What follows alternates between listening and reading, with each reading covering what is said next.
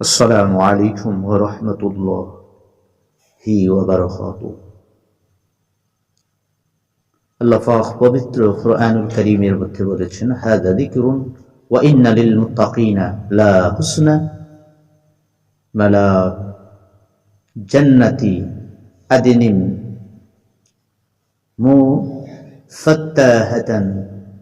মুফাত্তাহাতান লাহুমুল আবওয়াব। আল্লাহ পাক রব্বুল আলামিন এই আয়াত দ্বারা পবিত্র কোরআনুল কারীমের মধ্যে বলেছেন, অবশ্যই পরেজগার লোকদের জন্য, মুত্তাকিন লোকদের জন্য, আল্লাহওয়ালা ব্যক্তিদের জন্য উত্তম আবাসের আল্লাহ পাক বন্দোবস্ত ব্যবস্থা করে রেখেছে।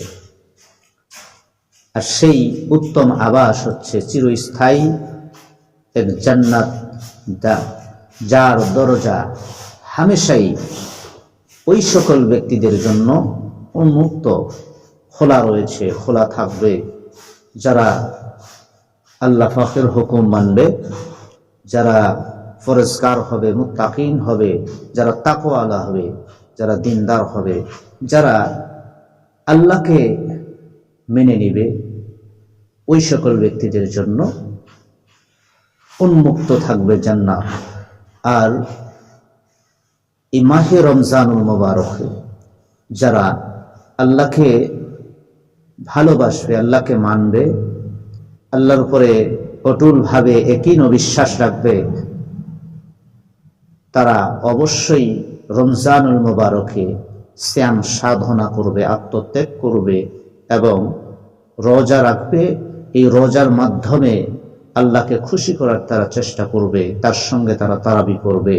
ওই সকল ব্যক্তিরা অবশ্যই রমজানুল মুবারকের ওসিলা করে অবশ্যই ওই উন্মুক্ত থাকা চিরস্থায়ী জান্নাতের মধ্যে যাবে। পৃথিবীর জমিনে যতই আমরা সুখ এবং সৌন্দর্যের মধ্যে থাকি না কেন, এটা চিরস্থায়ী নয়। অনেক সময় হায়াতে থাকতেই আবার এই সুখ দুঃখে পরিণত হয়ে যায়। কিন্তু একবার যদি সফলতা অর্জন করে ওই জান্নাতের মধ্যে প্রবেশ করতে পারি, তাহলে আবাদান আবাদান জিন্দেগি সুখের মধ্যে থাকা যাবে।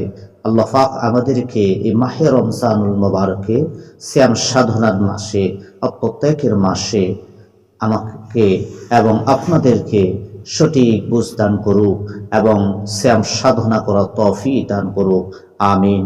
আসসালামু আলাইকুম ওয়া রাহমাতুল্লাহ।